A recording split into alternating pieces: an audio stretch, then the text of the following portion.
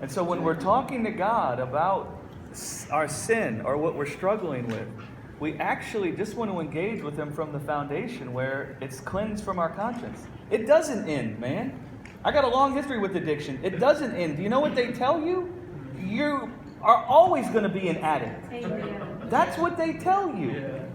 And they make you say it over and over and over and over again. That is not the power unto salvation from addiction. I was there. Listen, when we were like hardcore addicts, we made fun of the thing. At some of our New Year's Eve parties, we whipped out the video camera and all got our candles and went around and said, I'm so-and-so and I'm a blah, blah, blah, blah, blah. And we made fun of it, man. And that doesn't set people free. And that's the whole point when we're talking about confession. Again, I keep bringing it back because I feel like we keep engaging with right or wrong. It's not about what's right or wrong with confession. It's about what will actually cleanse our conscience from the fear and lack that's in the world. And I love what Heather said. I just want to clap. Because, you see, she talked with God about what the real issue is. See, the devil would want to point at the fruit and get us consumed with the fruit instead of talking with God about what's in our heart, our fears and our lacks. And so we just want to bring into light. There's no wrong way to engage with God. So this ain't about who's right or wrong for how they engage. But this is about engaging with God from a heart set free from the wrong fruit we see in our life. We don't want our engagement with God to be defined by the wrong fruit. Right? We want our engagement with God to be born from the beauty He beholds in us and the love He has for us. So that our mind isn't filled with all these things over here and we can actually talk with Him about what the issue is. Right? And God will get you there. So again, I hope everybody understands. This ain't about whose engagement is right or wrong. It's just about letting because I love what she just said. You see how mechanical confession sounds? Do you see how that sounds like a program you're working or a principle you're putting into action? Do you see how it kind of like strips the idea of relationship? It doesn't sound like you're engaging with Abba.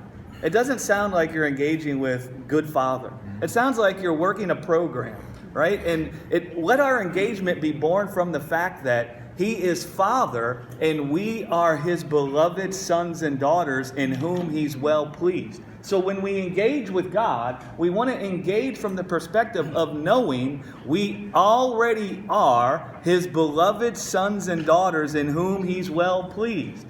We're not trying to atone for the disappointment of our parents. How many of you grew up thinking your parents were disappointed in you?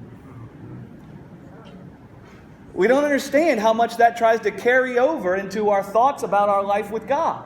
And we think God is busy looking at our lives and judging whether we're a disappointment or not. He judged a long time ago, even when we were dead in sin, that we weren't a disappointment. How do we know? He came and died on the cross. That's His judgment. Jesus said He came into the world for judgment. So we could see what God's heart was for us even when we were dead in our sin. We were beautiful to God. He called us a treasure in the field when we were dead in our sin. He didn't say if you can come and confess all your sins, then you'll be a treasure in the field. He said you already are. And so we want to engage with God even when we find ourselves with the fruit of death in our lives, whether it be anger, hatred, bitterness, envy, gossiping, backbiting.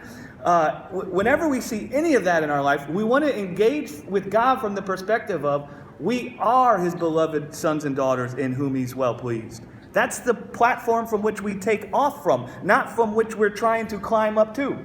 Yeah, confess the truth, not the sin. Yeah. Confess the truth. Yeah.